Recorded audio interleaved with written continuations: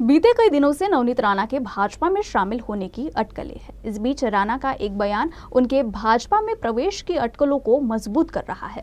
अमरावती में पार्टी सभा में राणा ने कहा कि लक्ष्मी के हाथ में हमेशा कमल होता है और इसमें किसी को संदेह नहीं होना चाहिए और बीजेपी प्रवेश पर सही समय पर निर्णय की घोषणा की जाएगी। मी एनडीएची घटक आहे आणि आज मी स्वाभिमानचीच पक्षाची खासदार आहे।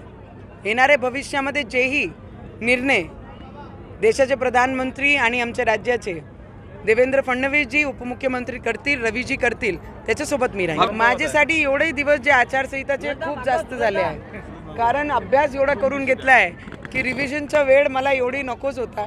पण जे 26 तारखे माझे अमरावतीच्या पोलिंगचं ठरलेलं आहे, तर जेही आपल्याला अपेक्षित आहे, जेव्हाही योग्य वेळ राहील त्या योग्य वेळीच ती योग्य निर्णय आपल्याला कळवण्यात। अमरावतीचे जनतेच्या आशीर्वादामुळे मी खासदार आहे आणि अमरावतीचे जनतेचेच विचारांनी मी येणाऱ्या भविष्यात या मैदानात त्या चिन्हावर लढेन। हे पण लक्ष्मीच्या हाती नेहमी कमळ असतेच, तर त्याच्यामध्ये काहीच डाऊट कोणी घ्यावं नाही। मला वाटते माझ्यापेक्षा जास्त आपल्या सगळ्यांना अपेक्षित आहे, पण माझी अमरावतीकर, माझे लोक आणि जे माझे नेते ठरवतील ते त्या हिशोबाने त्या विचारांवर मी चालणार। मला वाटते प्रधानमंत्री, देशाचे प्रधानमंत्रींनी माझी अमरावतीचा विकास ज्या पद्धतीने केला आणि माझे नेत्यांचं विचार मी टाळणार नाही आणि त्यांच्याच विचारावर मी पुढे चालणार।